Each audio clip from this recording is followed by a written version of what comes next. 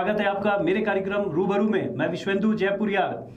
शहर में कई समस्याएं हैं और इन समस्याओं को लेकर जूझते हुए हमने एक युवा को अक्सर देखा है। उनका नाम सच्चिदानंद पांडे है। लोग उन्हें सच्चू जी के नाम से भी बुलाते हैं। आइए उनसे बात करते हैं, क्योंकि हाल में ही उन्होंने आप पार्टी में ज्वाइन किया है। तो इनकी क्या महत्वाकांक्षा, एक समाज सेवी से एक राजनीतिज्ञ का सफर, ये खुद सच्चू जी आज हमें बताएंगे। सच्चू जी, आपका बहुत बहुत स्वागत है। सबसे पहले आपको नमस्कार, आपके चैनल के लोगों को भी नमस्कार। और जो आप देख रहे हैं कि हम हजारीबाग के लिए जूझ रहे हैं, जूझने का वजह है कि हजारीबाग में जो भी प्रतिनिधि बने हैं आज तक तो कार्य नहीं करते हैं। तो हमको राह दिखाना पड़ता है कि यहाँ गड्ढा है रोड में, आपका इतना दूर रोड खराब है, टोल नाका लग जाता है तो हमको दर्द होता है कि अब कितना आदमी को पैसा लगना शुरू हो जाएगा। छड़वा डैम गहरीकरण के लिए पैसा आता है और वापस चला जाता है तो दर्द होता है कि अगर सूख गया है तो कब उसका फिर हो पाएगा, तो उसके लिए लड़ना पड़ता है। और आप जब हजारीबाग को अब देखेंगे तो हजारीबाग को जितना बड़ा बड़ा लीडर मिला हजारीबाग में, जितने बड़े बड़े राष्ट्रीय स्तर के भी लीडर रहे और जो विधायक रहे यहाँ पे, तो उनका भी पहचान मुख्यमंत्री पास एक बेहतर दोस्ताना संबंध में रहा। लेकिन हजारीबाग को डेवलप करने में किसी ने अभी तक अपनी रुचि को नहीं दिखाया है। तो हम तब तक लड़ेंगे जब तक हजारीबाग में युवाओं के रोजगार नहीं हो का साधन नहीं बन जाता, पर्यटन के रूप में यहाँ विकसित नहीं हो जाता। कई एक ऐसा जगह है पर्यटन के रूप में, और यहाँ की जो मूलभूत सुविधाएं हैं, जैसे नगर पालिका कहाँ है आज खोजिएगा पता नहीं चलेगा, खाली वो टैक्स वसूला जा रहा है, ठीक है, तो नगर पालिका समझ में नहीं आ रहा। जिला परिषद क्या कर रहा है वो भी आपको समझ में नहीं आ रहा। जिला परिषद अपने में मस्त है, अपने में ये कर रहा है। और रहा कि जनप्रतिनिधि हैं तो वो लोग का एक बिजनेस जो व्यापार बोलते हैं, व्यापार ज़्यादा है, लोगों के काम जो है वो कम है, जो कि वो लोग जनप्रतिनिधि जनता के हित में पहले काम करना चाहिए। तो हमको लगता है कि उसमें थोड़ा रुचि जनता में कम है, व्यवसाय में कुछ लोगों का जाता है। हम अभी तक जो देखे हैं कि जिस लड़ाई को शुरू किए वो लड़ाई पूर्ण रूप से चाहे प्रशासन के माध्यम से जो भी काम हुआ है तो हम लोगों को बता रहे हैं कि अगर आप लड़िएगा तो शहर के विकास में कहीं बाधक हम लोग नहीं बनते हैं, जहाँ तक शहर का विकास होता है उस माध्यम से। तो ये सब है, और अगर हम नहीं जूझेंगे तो फिर जूझेगा कौन। और हमेशा एक विपक्ष के तौर पर किसी न किसी को एक चश्मा ले खड़ा रहना होगा कि आपके जनप्रतिनिधित्व काल में ये कमी है, हम उस कमी को दिखाने के लिए हमेशा खड़े हैं। और युवाओं के लिए सिर्फ बोलेंगे कि आप राजनीति से दूर मत भागिए, आप राजनीति में स्टेबल होइए। आपका भी स्टेज है, आपका भी एक समय है, आपका एक समय में आपको प्रतिनिधित्व करने का मौका मिलेगा। और हम दल में रह करके भी आज हम जूझ रहे हैं। हम जिस दल में जाते हैं वहाँ पर पूंजीपति लोग को ही तरजीह दिया जाता है, लेकिन आने वाले समय में है, जनता भी देख रही है, तो हमको लगता है जनता भरोसा। आपका कहना है कि किसी को तो चश्मा लेके खड़ा होना पड़ेगा ताकि वो जो गलत हो रहा है उसके खिलाफ आवाज उठे या लोगों को दिखाया जा सके। हाँ, दिखाया जा सके। हमने आपके कई आंदोलनों को देखा है, जैसे आपने सड़क खराब थी तो धान रोप दिया, या फिर जो सिम्सन पार्क या जिला परिषद का जो नया पार्क बना था उसको लेके भी आपने काफी आंदोलन किया। तो आपके बारे में लोग कहते हैं कि आप मीडिया का ध्यान खींचने के लिए अपनी ओर या लोगों का ध्यान खींचने के लिए ऐसा करते हैं ताकि आपका भी नाम हो। तो इसमें कितनी सच्चाई है? हाँ, अगर मीडिया का भी ध्यान आता है तो वो जनता के बीच उस समस्या जाता है। अब अगर हम धान रोपे, अगर वहाँ सड़क गड्ढा नहीं होती, सड़क अगर जर्जर नहीं होता तो हम कभी नहीं रोपते वहाँ पे, ठीक है। अगर सिम्सन के नाम से अगर पार्क नहीं बनता, वो अंग्रेज वो है जो 1857 में करीब करीब सैकड़ों क्रांतिकारियों को एक साथ फांसी दिया है, भारतीय सैनिकों को। उस अंग्रेज के नाम से अगर आज भी पार्क का निर्माण हो तो उसका विरोध हम अवश्य करेंगे। अगर उसमें मीडिया के सामने आता है तो कहाँ दिक्कत है? हर गलत चीज के सामने अगर हम आवाज उठाते तो मीडिया मेरा सपोर्टर है। मैं नहीं कर रहा हूँ, ये आपके विरोधी कह रहे हैं कि आप अपना नाम आगे करने के लिए कुछ ऐसा कार्य करते हैं। हाँ। जिससे आप लाइमलाइट में रहें। अगर हम नाम लाने के लिए सिर्फ करते तब तो कोई बात होता, लेकिन वो काम भी तो है। जो गड्ढा के लिए हम लड़ते हैं गड्ढा भरा जाता है, जो रोड में हम 10 किलोमीटर चलते हैं 10 किलोमीटर का रोड भरा जाता है। जिस सिम्सन पार्क के लिए हम करते हैं, अगर वो गलत होता तो नाम तो नहीं हटता। और उपायुक्त महोदय आके फिर बोलते हैं कि ये गलत हुआ था, हमको जानकारी नहीं थी। तो हम जो जूझ रहे हैं, चाहे मैंने ये मीडिया की ओर हम आकर्षित करने के लिए कोई काम नहीं कर रहे हैं, हम जनता हित में काम कर रहे हैं। अब कोई भी काम देख लीजिएगा, अभी फिलहाल जस्ट का बात बता रहे हैं कि सालों से जैकेंट झील के पास से लेकर के और इमली कोठी तक एक गड्ढा है जो कि हमको लगता है कि एक स्कूटर घुस जाएगा, इतना बड़ा गड्ढा था। सब लोग आते जाते हैं उसमें। कई एक स्कूल है उस क्षेत्र में, हमारे माननीय विधायक जी का भी 2-2, 3-3 स्कूल है। कई एक छात्र छात्राओं से भरी गाड़ियां उस रोड में जाती है और पूरे शहर का हर घर का बच्चा उस रोड से गुजरना है। उसके बाद भी वो गड्ढा किसी को दिखाई नहीं दिया। अगर हम उस गड्ढे के लिए हम वहाँ पर पहुँचे और गड्ढा के लिए लड़े और प्रशासन के नज़र में गया और तुरंत भरा गया, तो मेरा क्या उसमें हमको क्या उसमें लाइमलाइट होने की ज़रूरत था। गड्ढा भर गया, उसके बाद तो हम कभी नहीं बोले कि आप छापिए कि हमारे मार्फत भरा गया, सिर्फ हम दिखाए, काम हो गया। और लाइमलाइट काम करते हैं तो लोगों को जानकारी भी होना चाहिए कि कौन आदमी काम किया है। तो अगर हम अच्छा काम करते हैं तो लोग हमको जानते हैं आज के डेट में, और हमको सराहते भी हैं बहुत जगह। और कुछ लोग अगर इस तरह की बातें अगर करते हैं तो हमको लगता है कि उनको थोड़ा सा हमारे साथ आने की ज़रूरत है, उसमें द्वेष रखने की ज़रूरत नहीं है, क्योंकि जो गलत है उसके मेरे आवाज़ के साथ आवाज़ मिलाना चाहिए लोग। सचिदानंद जी, मैं चाहूँगा कि दर्शकों को आप बताएं शहीद जयमंगल पांडे के बारे में। आप उनके वंशज हैं और क्या वो कहानी थी, ताकि आज की युवा पीढ़ी ये जान सके कि कोई ऐसा एक घटना घटा था और कैसे उन लोगों ने बहादुरी से डट के मुकाबला किया था। वो पूरी कहानी क्या है? ऐसा है कि 1857 की क्रांति किसी से छुपी हुई नहीं है और वहीं से देश आज़ाद की शुरुआत हुई थी। और स्वतंत्रता आंदोलन बहुत बड़ी आंदोलन थी उस समय, 1857 की क्रांति। तो लोग को थोड़ा सा कन्फ्यूजन है, उस कन्फ्यूजन को पहले हम दूर करते हैं। एक मंगल पांडे है, एक जयमंगल पांडे है। तो मंगल पांडे 29 मार्च 1857 को उस सुअर की चर्बी और गाय की चर्बी, मैंने गाय की चर्बी हिंदुओं के गोली कारतूस में दिया जाता था और मुसलमानों में सुअर की चर्बी को दिया जाता था। तो मंगल पांडे को कोई बताया कि आप जो है सो आप जो गोली जो भर के और दांत से निकाल के फेंक डाल के और जो मार रहे हैं उसमें गाय की चर्बी, और जो मुसलमान को दिया जा रहा है वो सुअर की चर्बी। तो वो अंग्रेज आप लोग को लड़ाने के लिए इस तरह का कार्य किया। तो उस समय वो आवेश में आके 3 बड़े अधिकारी को 29 मार्च 1857 को मार देते हैं, अंग्रेजों के अधिकारी को। ये विद्रोह, डायरेक्ट विद्रोह मंगल पांडे की है। और उसके बाद तुरंत उनको अंग्रेजी सेना घेर लेते हैं और 6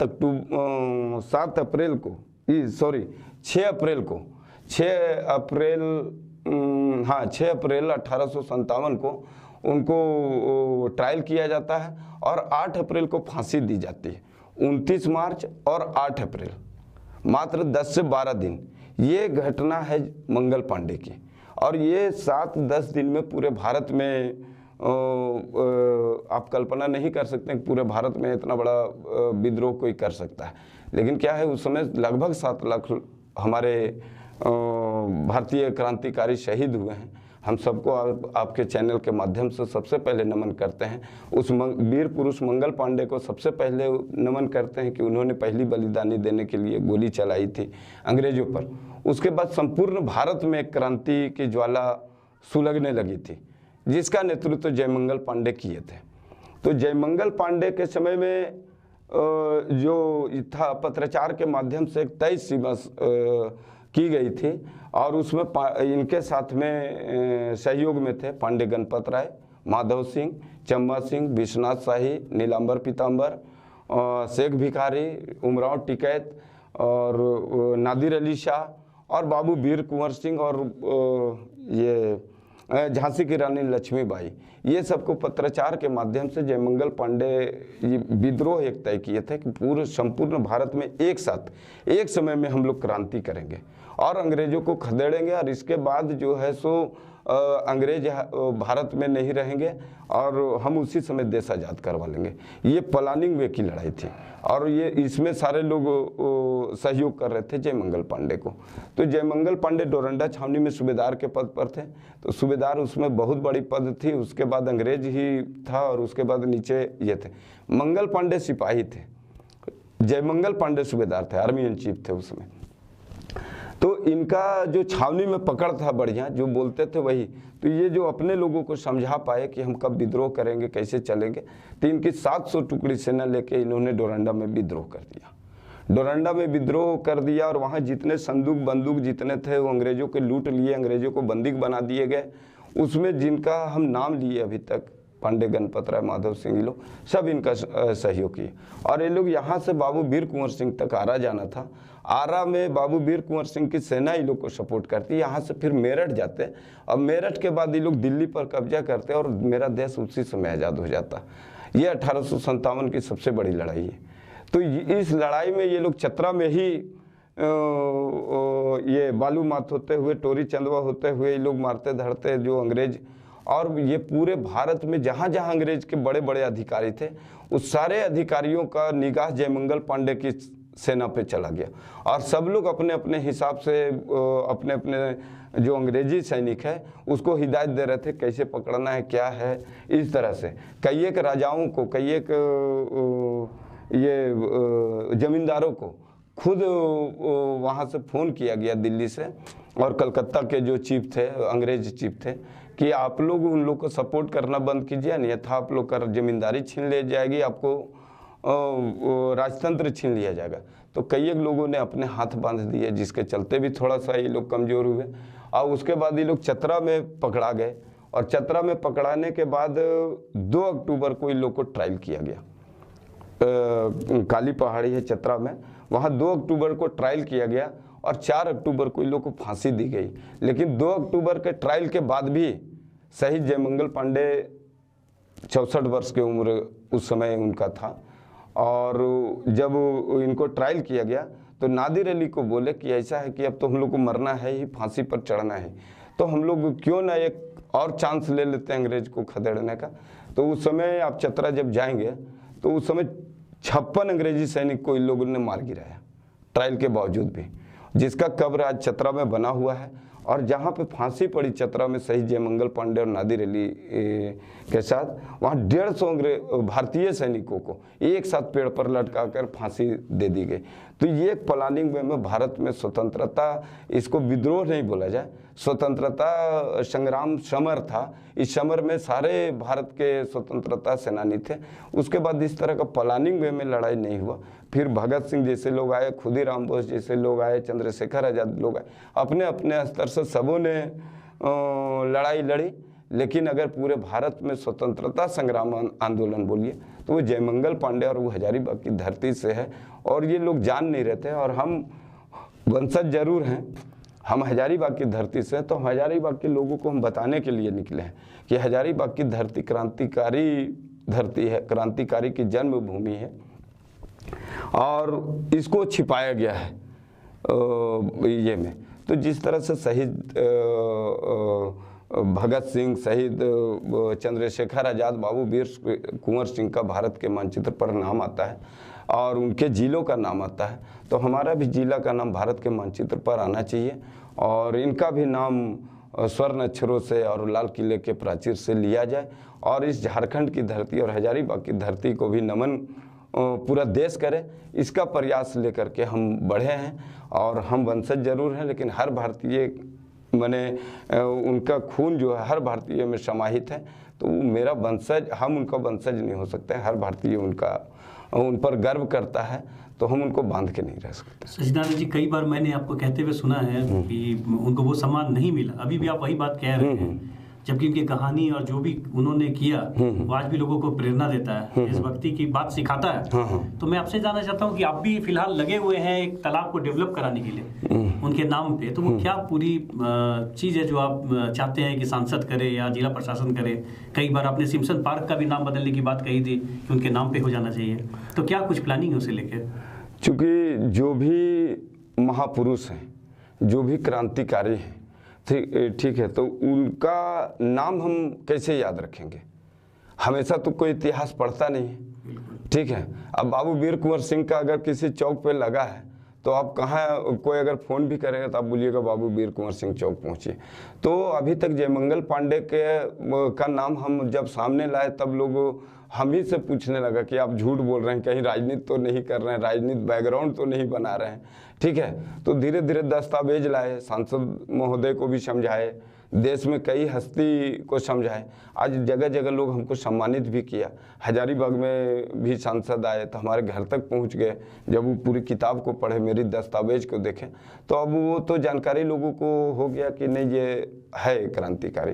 और अगर उसमें किसी को भी कभी शक नहीं रहा कि चतरा में तो बाकायदा स्थापित किया गया, वहाँ सारा कुछ मान उन्हें दिया गया, हजारीबाग के लोगों को नहीं पता था। तो यहाँ पे आप क्या कर रहे हैं? मैंने सुना है कि किसी तालाब का आप सौंदर्यीकरण चाहते हैं, और क्यों चाहते हैं उस तालाब का? नहीं, हमारे घर के पास एक तालाब है, बेलाही तालाब के नाम से जाना जाता है। हम लोग के पूर्वज जयमंगल पांडे के पिताजी के समय से वो तालाब है, ठीक है।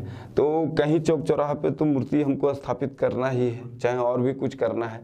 सिम्पसन पार्क चूंकि सिम्पसन के नाम से था, हम उस पर लड़ाई इसलिए लड़ा कि अगर सिम्पसन हटता है तो इन्हीं जो फांसी पड़ा है, जो फांसी दिया उसके नाम से हो गया है, तो जो हटे तो फांसी जिनको पड़ा कम से कम उसके नाम से हो जाए। तो एक प्रयास मेरा ये रहा और नहीं हो पाया।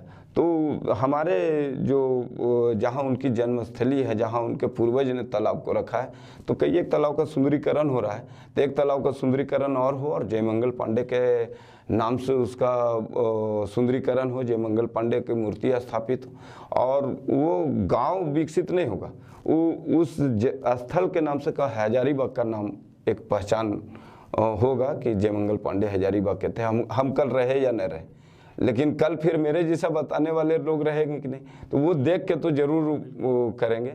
इसलिए हम प्रयास कर रहे हैं कि उनको स्थापित किया जाए ताकि हजारीबाग का पहचान भारत के मानचित्र पर हो। आपकी जो सफ़र है वो समाज सेवी के तौर पर शुरू हुई थी, फिर आपने आंदोलन करना शुरू किया, कुछ हट के आंदोलन, और अब नेता के रोल में आ गए। तो कहीं कोई महत्वाकांक्षा है आप पर हावी हो रही है कि आप अचानक से समाज सेवी, फिर आपने आंदोलनकर्ता के तौर पर अपनी पहचान बनाई, और अब आप एक पॉलिटिकल पार्टी आप से जुड़ गए? तो इसे हम लोग कैसे क्या समझे? ऐसा है कि हम हमेशा नीति और सिद्धांत के साथ चले हैं, हमेशा शहर के लिए लड़े हैं।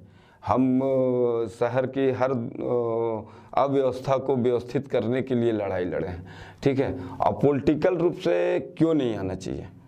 पॉलिटिकल रूप से इसलिए आना पड़ रहा है कि हम जिस समाज में लड़ते हैं वही समाज से मुझे पाने का भी हक होना चाहिए।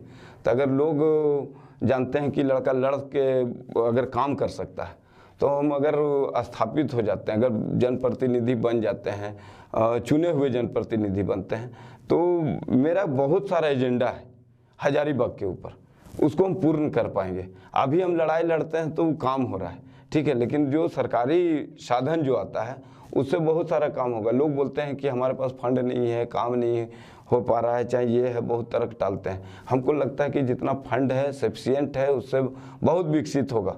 आप हजारीबाग के मानचित्र को आप चारों तरफ देखिएगा तो बहुत सुसज्जित हो सकता है। हम रोजगार के लिए हमेशा फैक्ट्री नहीं देखते हैं, रोजगार के लिए कई एक साधन को हम बना सकते हैं, ठीक है। जैसे आप देखे होंगे कभी रेल हजारीबाग में आ गया, अभी उसका भी हम लड़ाई लड़े हैं। रेल के लिए भी आप देखे होंगे कि लड़ाई लड़े हैं। रेल आ गया, अभी तक सिर्फ कोयला ढुआ रहा है, लंबी दूरी का रेल नहीं जा रहा। देश के कोने कोने में हर तरफ कोयला जा रहा है, और यहाँ के लोग जो हैं सो कोयला जाते हुए देख रहे हैं, लेकिन उस पर उनका कोई किसी तरह झोड़ा भी नहीं उठाने वाला रखा जा रहा है, कोई गाड़ी चलाने वाला नहीं। माने कौन लोग हैं यहाँ पे? तो यहाँ के लोगों को, युवाओं का रोजगार छीना जा रहा है। अगर 4-5 नई रेल आ जाती है तो रोजगार बढ़ेगा, टेम्पो वाले, खोमचे वाले, ठेला वाले, कुल्ली, सब चीज़ का रोजगार बढ़ेगा। तो हम लोग तो डिमांड करेंगे कि कोयला पहले बंद हो, पहले यहाँ के लोगों को रोजगार के लिए 5-6 रेलवे आ जाए। तो इसका भी हम आगे प्रयास करेंगे।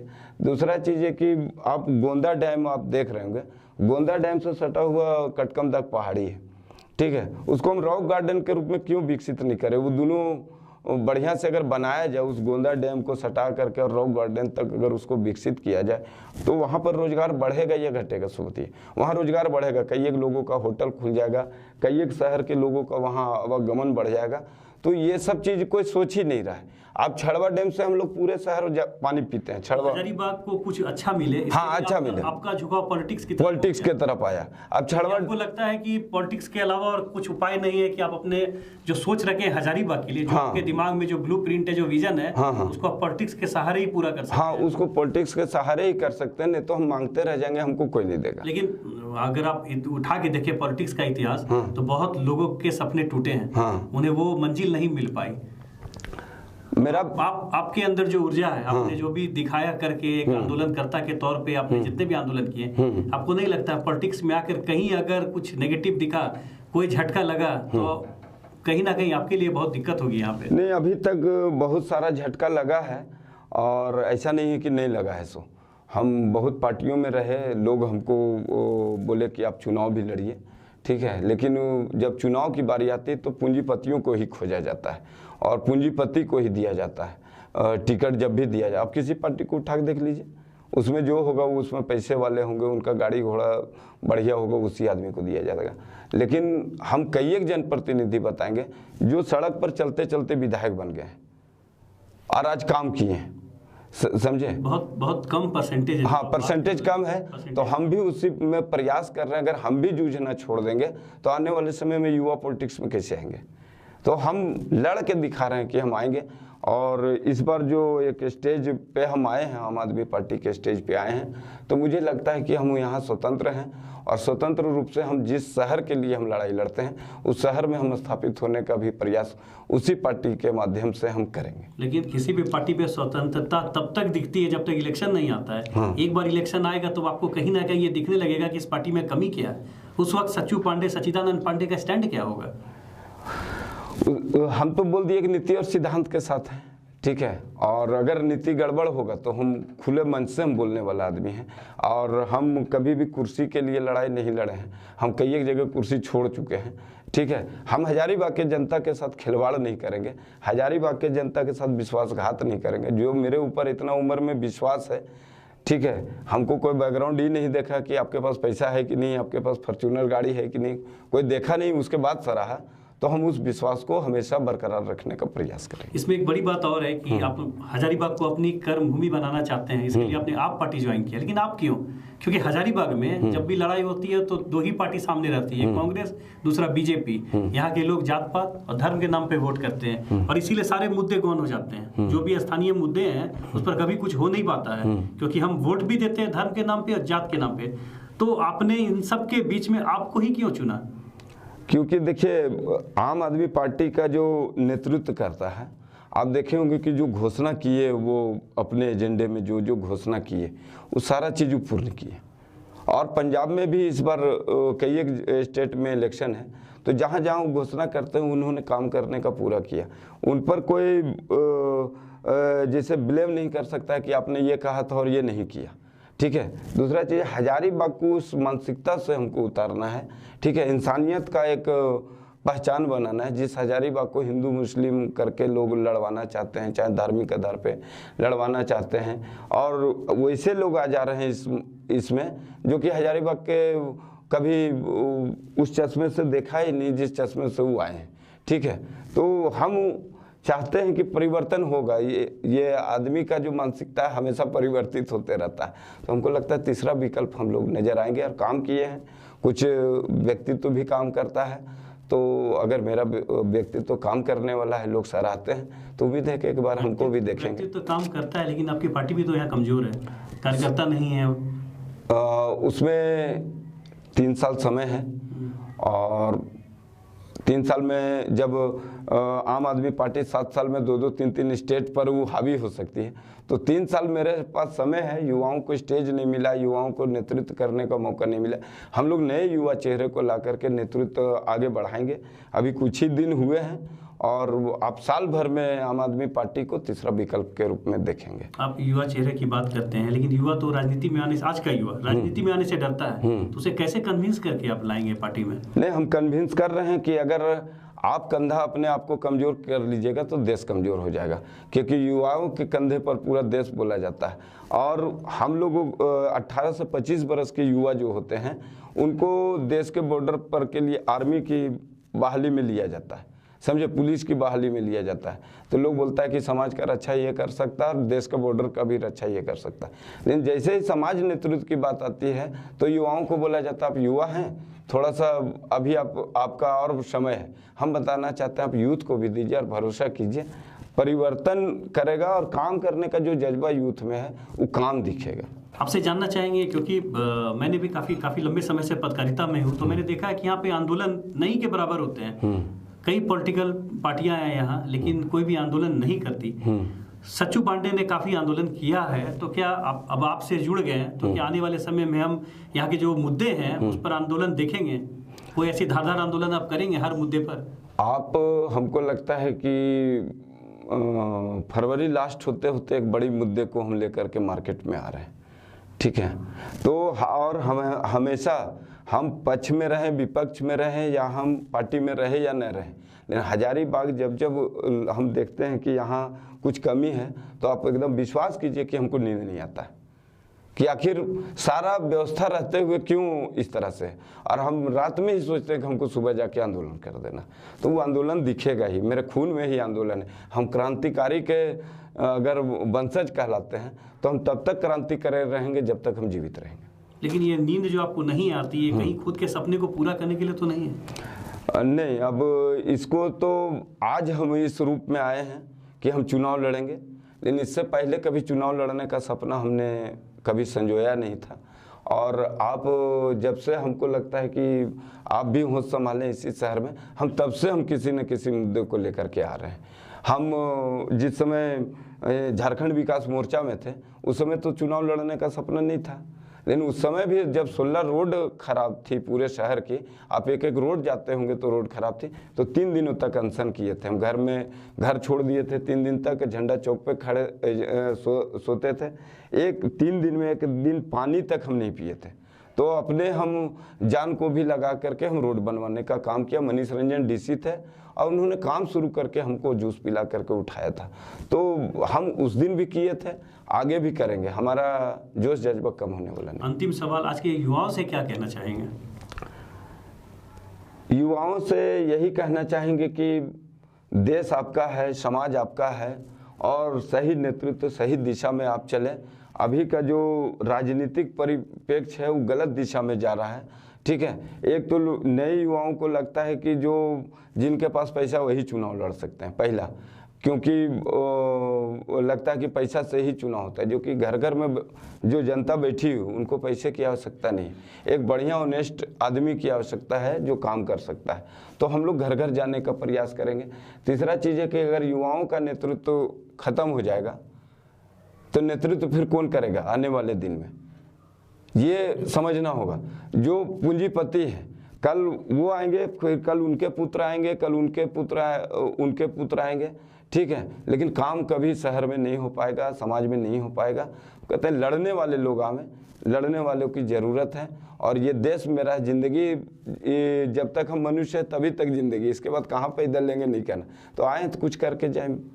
सचिदानंद जी, आपने नए सफर की शुरुआत की है, हमारी शुभकामनाएं कि आपको वो मंजिल आपकी मिले, और आपने समय निकाला हमारे स्टूडियो में, इसके लिए बहुत बहुत धन्यवाद। तो अगली बार फिर मिलता हूँ किसी नए अतिथि के साथ। धन्यवाद।